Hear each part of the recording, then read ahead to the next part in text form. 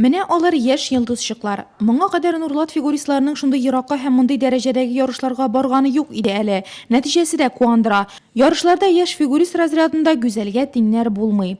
Я уже 3 Фигуралы шоу белән мин 3 еллап шөгыльләнәм. Җиңүемә бик шатландым.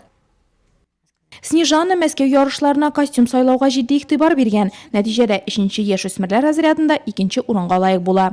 Каждый костюм он выбирается под музыку.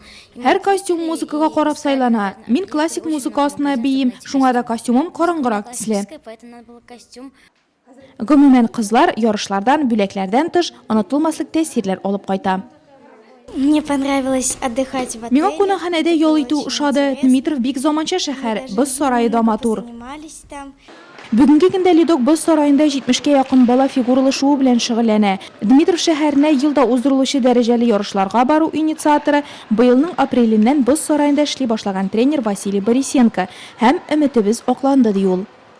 Я был уверен на 100%, Ксения Петровна бьет старт. Мин җиңүебезгә 100% ышанган идем. Хәзер үзебездә ярышлар уздыру турында Мәскәү студиясе белән сөйләшүләр алып барабыз. Декабрь уртасында бәлки килеп тә чыгар. Киләчәктә берничә кызны тагы да югарырак үрләр яулар өчен әзерлисе килә анысы. Монда сәләтле балалар бар. Дальше. Бару кайту чыгымнарын Ледок боз сарае җитәкчелеге һәм әтиәниләр үз өстенә алган. Бу үз казанында гына кайнау түгел шул. Призлы урын алмаган балалар да мондый сәфәрдән канәгать. Эта поездка очень понравилась.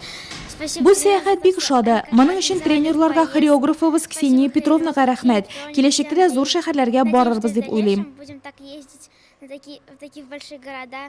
Кантилевер, пистолетик, шарлотта спирали кебек катлаулы элементлар Нурлат фигуристлары өчен хәзер яуланган үр. Иң яшь фигуристкаларның берсе Гүзәл, әлегә беркем дә башкармаган шарлотта әйләнүен өйрәнә.